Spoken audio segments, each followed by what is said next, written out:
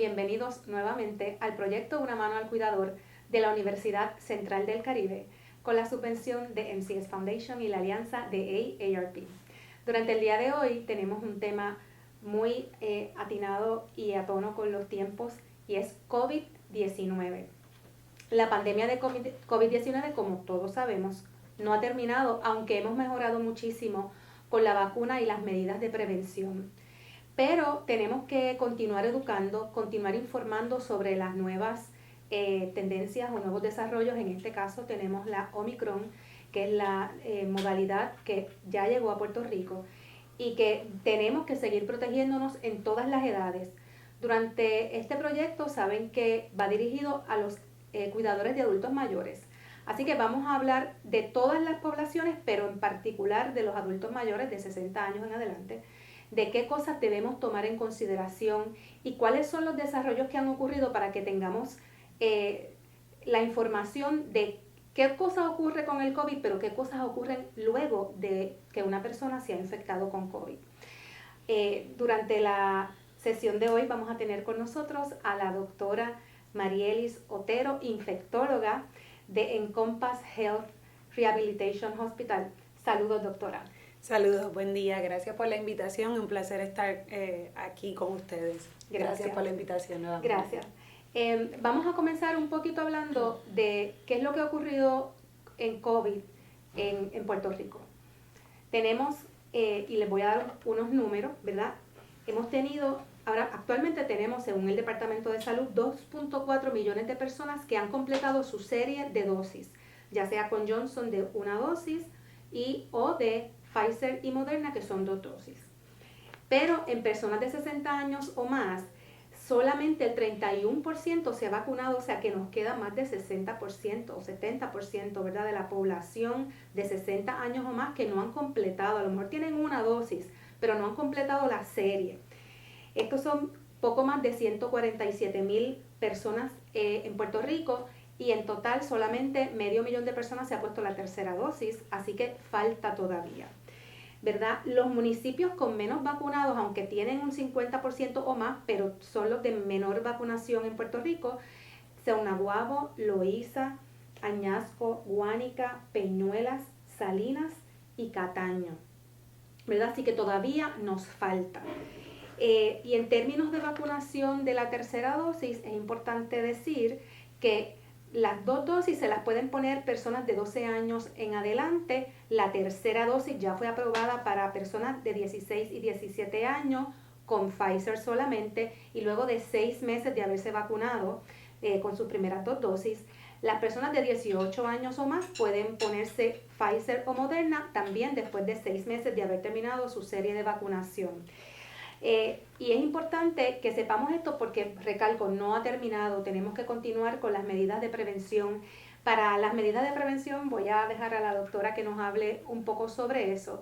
Y luego vamos a hablar de qué cosas ha pasado en Puerto Rico, no solo con las muertes, que tenemos 3,276 muertes, que no es poco, es muchísima gente. 3,276 personas que han muerto por COVID. Pero, ¿qué pasa con las personas que se infectan, etcétera? Vamos a hablar un poco, doctora, ¿cuáles tienen que seguir siendo las medidas de prevención para todo el mundo? Sí, primero que nada, ¿verdad? Como mencionaba, 3,000 muertes es mucho, pero una es suficiente. Así que la idea de seguirnos cuidando es que esto no vuelva a suceder y esa cifra no aumente. Las medidas de prevención son varias. Primero que nada, seguimos enfatizando como medida esencial la vacunación. La vacunación no tan solo va a prevenir la infección y la transmisión del virus entre una persona y otra, sino que previene que si te da el virus, las complicaciones sean mucho menos y la mortalidad sea mínima. Así que, ¿verdad?, la vacunación sigue siendo esencial para evitar que el virus pueda seguir corriendo entre los individuos. Una población que más individuos tenga más vacunados, pues el virus no tiene a quien infectar. Y también nos tenemos que vacunar para proteger a las personas que por un motivo u otro no se pueden vacunar y tienen una contraindicación absoluta. Así que es momento de ser responsable y hacerlo por uno mismo y hacerlo por los demás. Definitivamente las mascarillas han sido una herramienta muy importante para prevenir el contagio entre persona a persona, para evitar que esas gotas aerolizadas, ya sean las microgotas o las macrogotas, puedan infectar a los demás. Las mascarillas se recomiendan sobre todo en espacios cerrados, cualquier actividad que sea lo que le llamamos indoor, ¿verdad? Del inglés. Debemos de tener nuestra mascarilla puestas todos, sea conciertos, sea obras de teatro, sea en un restaurante, si no estamos comiendo, en los aviones, porque la mascarilla sí previene el virus entre persona a persona. También el lavado de manos frecuentemente, cuando tocamos superficie, cuando le damos la mano a otra persona, cuando abrimos una puerta, cuando vamos a consumir alimentos. Es bien importante ese lavado de manos. El CDC recomienda que el lavado de manos sea por lo menos 20 segundos, ya sea con lavado en seco, que es lo que le conocemos como el hand sanitizer, o con agua y jabón. La Organización Mundial de la Salud extiende ese lavado de manos por 40 segundos, pero si nos dejamos llevar por el CDC, en 20 segundos es más que suficiente. Y definitivamente tratar de mantener el distanciamiento social entre persona a persona, ¿verdad? Sobre todo en actividades donde hayan conglomeraciones de más de 50 personas.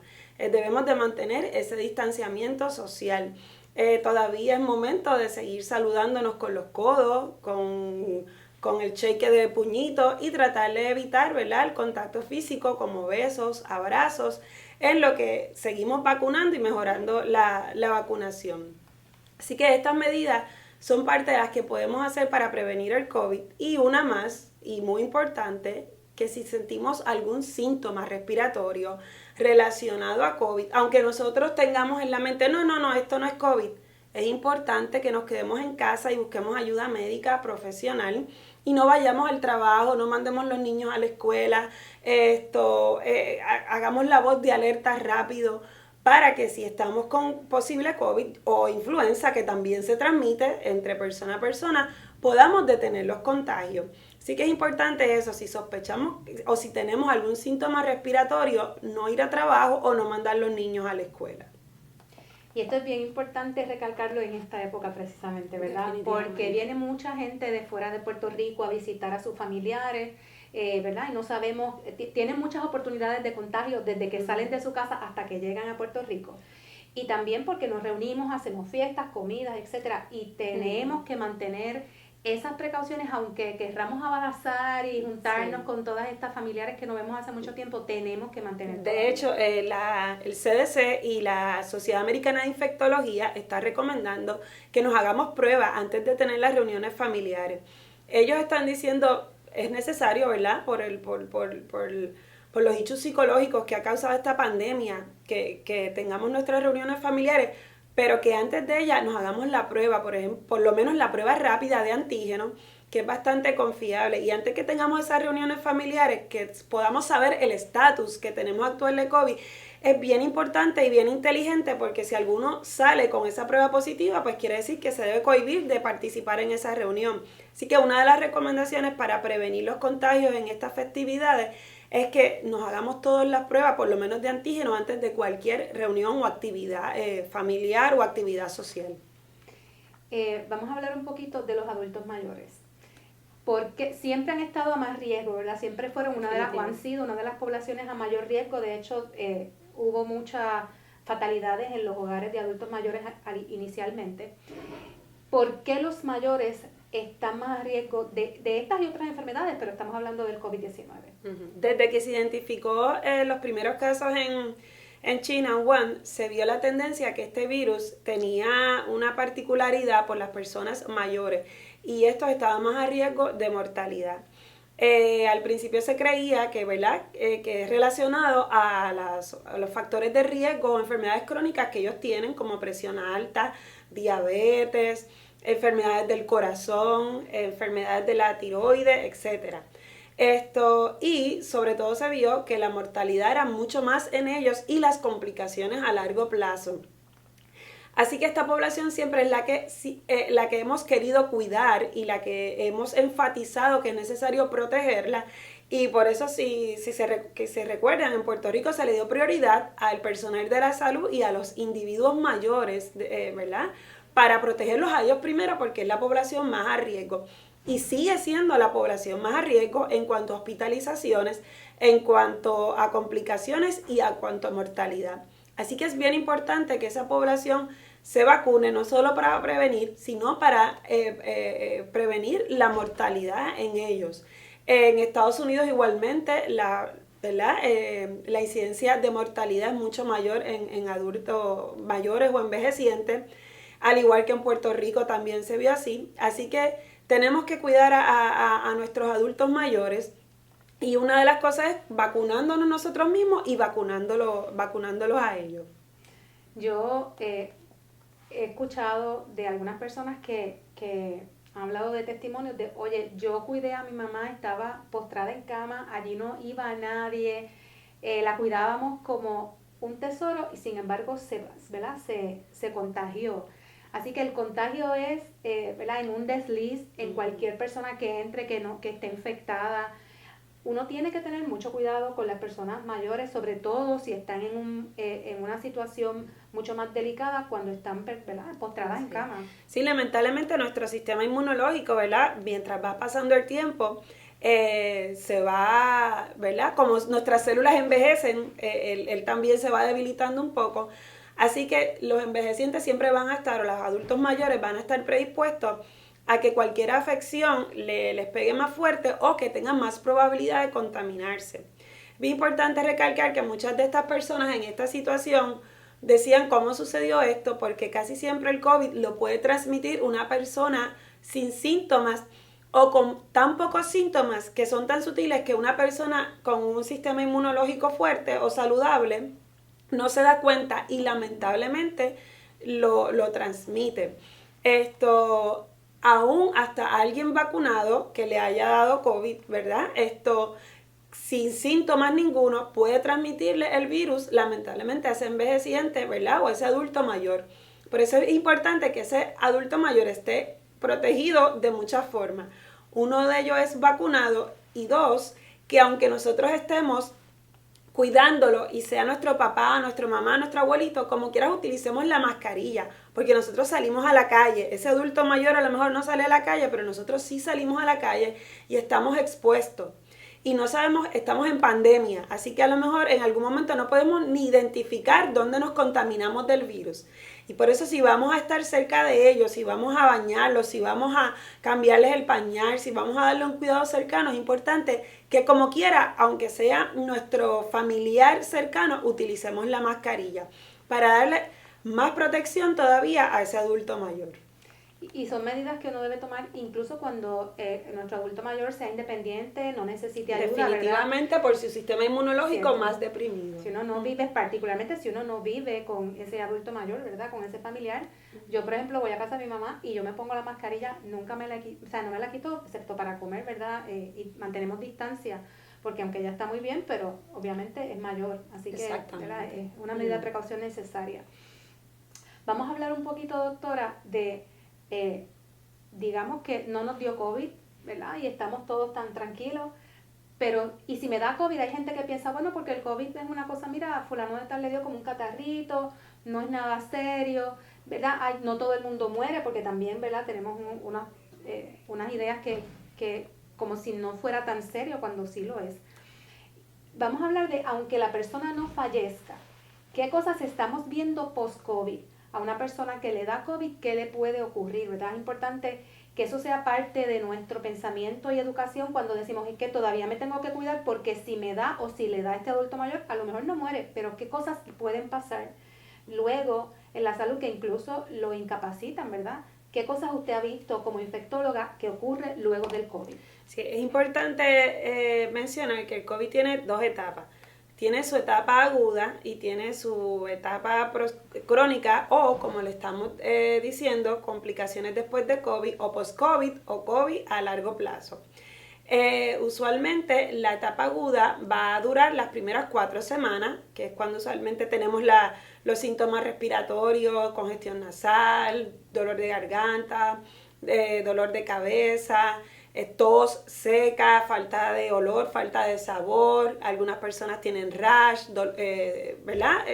varias manifestaciones que nos podemos complicar y ir entonces a un hospital porque necesitamos ayuda, porque nuestra función respiratoria deterioró y necesitamos todos los tratamientos de COVID y muchas veces las personas necesitan asistencia de un respirador, ¿verdad? Para mejorar su estado. Pues se dice que esas primeras 4 semanas de esos síntomas son la etapa aguda. Después de esas 4 semanas, si persisten los síntomas de COVID, después de 2 meses o más de 3 meses al inicio de los síntomas, entonces estamos entrando a una etapa post-COVID que se puede manifestar de muchas formas. Entre las formas que se han identificado son la forma, disfunción del sistema respiratorio, la gente persiste con un cansancio, una fatiga excesiva, palpitaciones, lo que le dicen taquicardia, continua, se cansan al esfuerzo mínimo, tos seca persistente, algunos de ellos también persisten con dolor de pecho, y se relaciona a daño directo al corazón que no se explique por cualquier otro motivo. Algunas complicaciones también neurológicas que pueden ir desde depresión, que pueden ir que las personas sienten como que ellos no son los mismos. Hay personas que me han dicho, es que yo no puedo ni sumar ni restar, o yo no puedo pensar como antes, o yo no puedo tener una idea de pensamientos claros, no puedo como seguir una conversación. Así que también, ¿verdad? Son complicaciones neurológicas y psicológicas. Algunos de ellos siguen con manifestaciones, por ejemplo, de coágulos a largo plazo, ya sea en las piernas, en los pulmones. También lamentablemente hemos visto personas que tienen oclusiones de sus arterias, donde han perdido extremidades. Así que todos esos síndromes, ¿verdad? Que post-COVID, que ya la Organización Mundial de la Salud y el CDC los ha diagnosticado o le ha puesto un diagnóstico aparte con codificación y todo, ¿verdad? Para en cuanto a la medicina y en cuanto a los planes médicos. Que no se expliquen por ninguna otra razón, son muchas y son los que ahora estamos viendo, y esas personas necesitan rehabilitarse y necesitan ayuda a largo plazo. Hemos visto personas que después de 6 meses todavía siguen presentando estos síntomas que le mencioné, y cada día hasta vemos cosas nuevas relacionadas a COVID. También hemos visto vasculitis, que son inflamación de algunos vasos sanguíneos. Hemos visto también daño renal a largo plazo por COVID y agudo. O sea que son muchas las complicaciones que puede traer el COVID, y aunque vuelva a insistir en el tema, una de las cosas que va a prevenir la vacunación es que esto suceda. Me imagino que también por ser el grupo de mayor riesgo, quizás el COVID a largo plazo también afecta mucho más a personas adultas mayores. El adulto mayor es el más afectado que se va a ver. ¿Por qué se va a ver afectado el adulto mayor? Porque este síndrome post-COVID, si tú tienes más comorbilidades, como mencioné anteriormente, si tienes padecimiento de presión alta, diabetes, enfermedades del corazón, pues está más a riesgo de tener ese síndrome post-COVID. Y nuestros adultos mayores, como sabemos, ¿verdad? Ya tienen sus condiciones de base, así que ellos son los que están más a riesgo de padecer de este síndrome post-COVID. Así que el COVID no es algo que lo pasé en el hospital 4 semanas y se quedó allí, sino que algunas personas, sobre todo nuestros adultos mayores, pueden presentar todos estos síntomas que hemos repasado. Puede ser cualquier persona, pero los adultos mayores sí están más a riesgo. Y en términos del tratamiento, me habló de daño renal. ¿El daño renal puede llegar hasta que una persona necesite terapia a largo plazo? ¿Cómo se le trata? Claro, ¿verdad? Varía dependiendo de la condición que tiene el paciente, pero tiene que estar mucho tiempo en el hospital, son cosas outpatient. ¿Cómo es ese tratamiento? Bueno, hasta ahora por lo menos el daño renal se ha visto más a nivel, ¿verdad?, hospitalario, donde algunos pacientes necesitan hasta, ¿verdad?, diálisis para poder rescatarlos de ese daño agudo. Y muchos de ellos después van recuperando poco a poco, y ya antes de irse del hospital pues no necesitan ¿verdad?, la ayuda de la diálisis y se siguen recuperando. Es importante señalar que los pacientes que están más a riesgo de sufrir ese daño renal son los que ya tienen también comorbilidades de base. Lo otro que sí estamos viendo, que es más común, son el deterioro de, ¿verdad?, de enfermedades cardiovasculares o del corazón, que estas lamentablemente no se pueden resolver todas en el hospital y son las pacientes que se quedan, sobre todo, ¿verdad?, los adultos mayores con síndrome post-COVID después de haberse ido del hospital, y este deterioro de enfermedades cardiovasculares no se explica por cualquier otro motivo. ¿Y eso es permanente, doctora?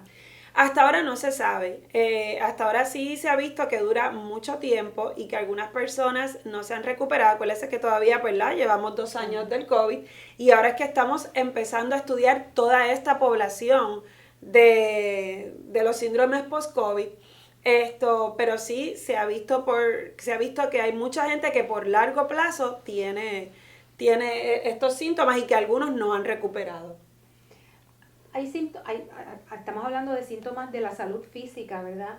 También sabemos que hay unos impactos a la salud emocional, mental, psicológica de todos, ¿verdad? Yo creo que a todos nos ha afectado esta pandemia de una manera u otra, pero en los adultos mayores, por diferentes razones y muchas veces por el aislamiento, ¿verdad?, que no han podido estar tan en contacto con su familia como usualmente pasaba, o sus vecinos, sus amigos, ha tenido un impacto más serio. ¿Usted qué ha podido ver con las personas que ha tratado en las diferentes instalaciones en las que usted practica? Sí, es bien triste tener un adulto mayor en un hospital con COVID solito, donde la enfermera o el médico o el que limpia es la única ayuda o la única cara que ve ese adulto mayor. Por eso para mí, ¿verdad?, es tan importante que cuidemos de ellos. Y ellos necesitan nuestra ayuda, así que si nosotros no cuidamos de ellos, ¿verdad?, están indefensos. Así que es sumamente triste tenerlos. En lo personal, ¿verdad?, siempre le estamos dando ese apoyo psicológico, sobre todo para que ellos puedan seguir adelante y se enfoquen en su tratamiento. Muchas veces se buscan las alternativas de que ellos tengan el contacto con sus familiares. Por ejemplo, hubo un programa de hacer videollamadas donde el mismo hospital proveía las tablets para que se pudiesen conectar ese adulto mayor con su familiar. Le hacíamos llamadas también a través de los teléfonos para que ellos mismos pudiesen hablar con ellos. Se buscaban muchas medidas para que hubiese ese contacto. Lamentablemente en algunos casos no era posible porque el adulto mayor estaba tan enfermito que no era posible, ¿verdad?, ese contacto. Pero es triste, ¿verdad?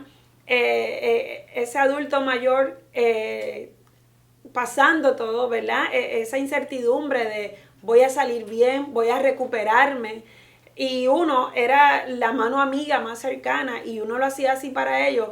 Pero es importante que los que no le ha dado los sigamos cuidando para evitar esto. Porque luego las consecuencias psicológicas que esto puede traer, ¿verdad?, son devastadoras. También he visto la contraparte de esto, ¿verdad?, en un programa post-COVID, en uno de los hospitales donde yo practico que mencionaste, donde entonces ves la alegría de ese paciente recuperarse, donde se le da rehabilitación física y también se le da rehabilitación emocional. Así que hemos visto de todo, pero lo importante es que no veamos eso, que tengamos medidas de prevención para poder evitar esas dos etapas. Y hay que, ¿verdad?, destacar que Puerto Rico se ha caracterizado por un alto nivel de vacunación, ¿verdad? No es que no nos hemos vacunado, claro que sí, pero mucha gente también se ha vacunado con una sola dosis. Como mencioné al principio, hay cerca de un 60-70% de adultos mayores que todavía faltan por terminar su serie de dosis. Para las personas que piensan que una dosis es suficiente, cuéntenos un poco de por qué es que tenemos que terminar no solo esa primera serie de dosis, sino ahora el refuerzo, ¿verdad?, de la tercera dosis.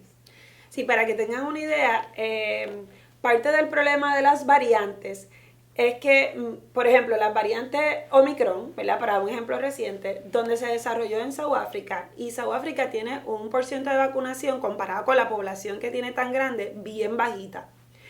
Así que en parte el desarrollo de las variantes del COVID, ¿verdad?, puede ser el porcentaje de vacunación tan bajito. Así que uno de los beneficios de vacunarse es que estas variantes no se desarrollen. Y sí, yo felicito a todos los puertorriqueños y puertorriqueñas que han hecho su compromiso y se han vacunado, pero le exhorto a los que no se han vacunado, a los que tienen una dosis, lo hagan. Una dosis te protege, pero te protege solo alrededor del 50%. 2 dosis te protegen a casi un 90-94%. Y si te pones la tercera dosis a los 6 meses de haber completado tu esquema de vacunación, te va a proteger contra todas las variantes que se puedan desarrollar. Por ejemplo, ya hay estudios preliminares de Pfizer donde dice, que son los primeros que han salido, donde dice que todos los que tienen la tercera dosis están más protegidos para la Omicron comparado a los que tienen 2 dosis nada más. ¿Okay? Así que es importante, ¿verdad?, que hagamos el esquema completo de vacunación. Tenemos que recordar que históricamente las vacunas han combatido o han eliminado las enfermedades infectocontagiosas como influenza, sarampión, varicela, papera, ¿verdad? Que han afectado la salud pública mundial. Así que la vacunación ha sido herramienta contra otras pandemias, contra otras epidemias, pues es lo mismo en el COVID. Y ustedes se dirán, ¿por qué 2 dosis, 3 dosis? Mire, para varicela necesitamos 2 dosis, para sarampión necesitamos 3 dosis. Y para el tétano necesitamos 2 dosis, cada 10 años se supone que nos vacunemos. Así tengamos 90 años, 100 años. Cada 10 años debe estar nuestro booster de tétano y de difteria, ¿verdad? Porque esa protección no es infinita y necesitamos que le hagamos una recarga a ese sistema inmunológico para que se acuerde de que, hoy yo tengo aquí unas celulitas que si me estimulan puedo seguir produciendo anticuerpos y entonces defenderme contra los virus. Así que una vacuna no es la solución. 2 vacunas y mi refuerzo a los 6 meses después sí es la solución. ¿Ok? Si cuando usted tiene un medicamento para la diabetes, ¿se bebe la pastilla entera o la mitad de la pastilla? Nos bebemos la pastilla entera. Así que la vacuna es como la solución inmediata a este virus. ¿Okay? Es la prevención, que es la mejor forma de practicar medicina. Y por eso es importante las 2 dosis y la tercera a los 6 meses, no una nada más. Doctora, como estamos hablando especialmente para los cuidadores, vamos a hablar sobre una persona que le da COVID, está en el hospital y luego regresa a su casa. ¿Cómo es ese proceso de uno cuidar a ese familiar cuando regresa a su casa y el aislamiento? ¿Qué cosas debemos hacer en el hogar? Okay. Excelente pregunta. Bueno, primero que nada, tenemos que, ¿verdad?, ver si ya ese adulto mayor cumplió el aislamiento. El aislamiento por CDC son 10 días, si no hubo complicaciones respiratorias, el paciente no estuvo en ventilador, y pueden llegar a ser hasta 20 días si el paciente estuvo en ventilador, que ventilador es un aparato para asistir la función respiratoria. Si nuestro adulto mayor no cumplió el aislamiento antes mencionado y lo dan de alta antes de que cumpla ese aislamiento, pues es importante que ubiquemos a esa persona en un cuarto solito. Si hay aire acondicionado que se conecta a toda la casa, no debemos de prender el aire acondicionado ni debemos de utilizar ventilador para evitar, ¿verdad?, que haya contagio con otras personas. Debemos de utilizar guantes, debemos de utilizar mascarilla siempre que él necesite asistencia. Algo que yo les recomiendo es pues que usen los artículos de cocina desechables, que tengan una basura exclusiva solamente para ese cuarto, y que se desinfecten todas las áreas de superficie, como por ejemplo las llaves de las puertas, las llaves de los lavamanos, las superficies donde, ¿verdad?, nosotros creemos que va a tocar el adulto mayor, que son los puntos de contacto. Una vez hayan pasado esos 10 días o esos 20 días, o nos llevemos a ese adulto mayor para casa sin que ya lo cumplió el aislamiento, ya cumplió el aislamiento en el hospital, nos lo llevamos para casa. Es importante, ¿verdad?, mencionar, tanto el adulto mayor como cualquier otra persona, la recuperación de COVID es lenta. Se estima que una persona que no estuvo hospitalizada y que tiene síntomas leves puede tardarse hasta un mes en recuperar. Y una persona que tuvo síntomas con complicaciones, por ejemplo, que estuvo en ventilador, puede tardarse hasta 3 meses en recuperarse. Si los síntomas persisten, como mencionamos anteriormente, más de 3 meses, pues entonces estamos viendo un síndrome post-COVID. Esos 3 meses el paciente puede tener varias cosas, por ejemplo va a tener mucha debilidad muscular, porque una de las cosas que le damos son esteroides, los esteroides pueden causar debilidad muscular. Estuvo encamado mucho tiempo, eso va a causar debilidad muscular, así que ese adulto necesita una rehabilitación tanto física como emocional. Es física para que esos músculos vuelvan a tener fuerza. Así que si se le pueden coordinar terapias físicas al hogar, pues sería fantástico. O si el paciente puede ir a un programa, a un hospital de rehabilitación que esté dedicado a esto, mucho mejor todavía. El paciente puede quedarse con falta de aire, así que es un paciente que va a hacer sus cosas más lentamente. Hemos visto pacientes que se decondicionaron tanto durante el proceso agudo de COVID que prácticamente necesitan ayuda hasta para lavarse la boca, para las cosas básicas del diario vivir, lavarse la boca, alimentarse. Así que si ya el adulto cumplió, ¿verdad?, el aislamiento requerido, como quiera, ¿verdad?, podemos asistirlo en todas estas actividades con cautela, con lavado de manos y utilizando la mascarilla. Y este paciente es un paciente que necesita ayuda todavía, ¿verdad?, en ese hogar. Y como mencionó, no solamente físicamente, sino también emocionalmente, porque es un paciente que estuvo tanto tiempo en el hospital, que lo estuvieron poniendo medicamentos, sacándole muestras. De por sí el COVID causa daño cognitivo en estas personas, sobre todo en personas mayores. Así que su nivel de conciencia puede ser que no sea el mejor automáticamente cuando lleguen a casa, que puedan tener periodos de desorientación, que puedan tener alucinaciones, que se le puedan olvidar los nombres de las cosas. Así que es bien importante tener mucha paz, mucha serenidad para poder bregar con el estado anímico de esta persona. Para que esta persona vuelva a su realidad, tenemos que ir poco a poco. Es un proceso, sobre todo mientras peor te dio el COVID, mientras más hospitalización tuviste, pues más lenta va a ser esa recuperación. Lamentablemente el COVID también, como complicación, que no lo mencionamos ¿verdad?, anteriormente, puede ser eventos cerebrovasculares de la cabeza o lo que le conocemos como stroke o ataques isquémicos o ataques cerebrales, donde las personas pueden quedar con daños residuales. Aunque son los casos mínimos de estas complicaciones, sí pueden suceder y las personas pueden quedar con daños residuales, por ejemplo, con parálisis de alguna extremidad, de las piernas, de los brazos, con problemas de tragado. Así que es importante que se busque ayuda profesional con el proveedor de la salud para que se le coordinen todos los cuidados a este paciente de terapias de rehabilitación, terapia física, ayuda psicológica.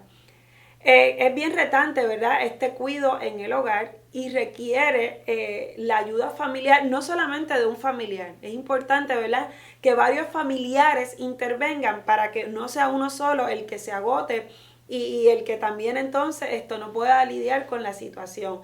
Así que la recuperación de un paciente que estuvo sumamente delicado de salud de COVID es lenta y necesita toda nuestra atención y nuestra ayuda y ayuda de los proveedores de la salud primaria.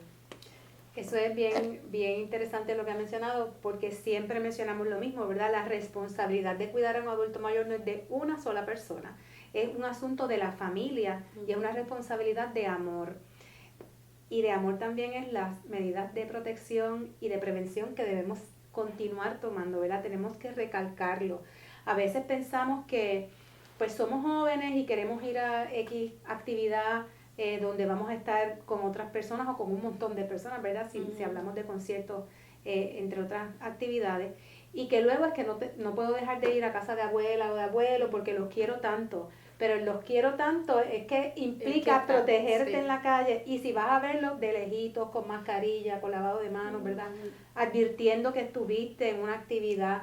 Pidiéndole a esa persona que también se ponga una mascarilla, ¿verdad? Porque son los dos. Sí, yo creo que lo más inteligente, si hemos estado en actividades de conglomeraciones bien grandes o multitudinarias, lo más saludable es que no visitemos a ese adulto mayor por los próximos 14 días, o que si lo tenemos que hacer por algún motivo, nos hagamos una prueba por lo menos a los 5 o 6 días después de haber estado en esa actividad.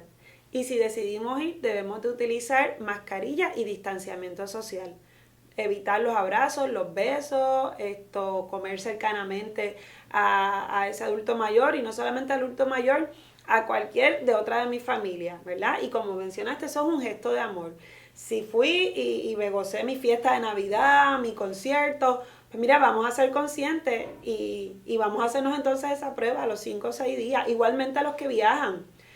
¿Verdad? Si decides viajar a Estados Unidos, si decides viajar a un país donde hay casos de Omicron, por ejemplo, de incidencia alta, pues mira, vamos a hacernos la prueba a los 5 o 6 días después de regresar, antes de seguir visitando a familia, sobre todo ahora con las festividades que hay. Y si decidimos hacerlo, vamos a hacernos la prueba y vamos entonces a utilizar las otras medidas de prevención, porque esto lo tenemos que detener nosotros.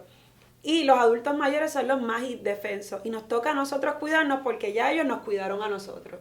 Exactamente. Así que ya saben, es importante educarnos, mantener las medidas de prevención, ¿verdad? Volvemos a decir, eso es un gesto de amor hacia nuestros familiares, hacia todos nuestros familiares, porque también con los menores, ¿verdad? Tenemos que tener mucho cuidado. Y con nosotros mismos, porque no queremos que nos vean, seamos muy jóvenes, que nos dé el COVID y luego tengamos, ¿verdad? Y sería bien triste, ¿verdad? Lamentablemente, que nosotros pongamos en riesgo a un familiar, a un ser querido, sobre todo un adulto mayor, por nuestra irresponsabilidad. Sería bien triste, sobre todo en esta época donde estamos. Hay cosas que pueden prevenir. Tal vez un accidente en la carretera es un poco difícil de prevenir, a menos que no tengamos el cinturón puesto, que con el cinturón sí lo podemos prevenir. Pero las enfermedades infectocontagiosas sí las podemos prevenir. Tenemos las herramientas, así que es importante utilizarlas. Pues le agradezco muchísimo, doctora, que haya estado con nosotros para educar a nuestra población. Esto es un proyecto de comunidad cumpliendo con la misión de la Universidad Central del Caribe de educar no solo a nuestros estudiantes, sino a la comunidad y ofrecer servicios también clínicos. Así que muchas gracias por haber estado con nosotros. Y amigos, recuerden que continuamos con este proyecto Una Mano al Cuidador, que sale en nuestra página de Facebook a las 6 de la tarde todos los miércoles a las 6 de la tarde por nuestra página de Facebook de la Universidad Central del Caribe, de MCS Foundation y de AARP Puerto Rico. Muchas gracias y muchas felicidades.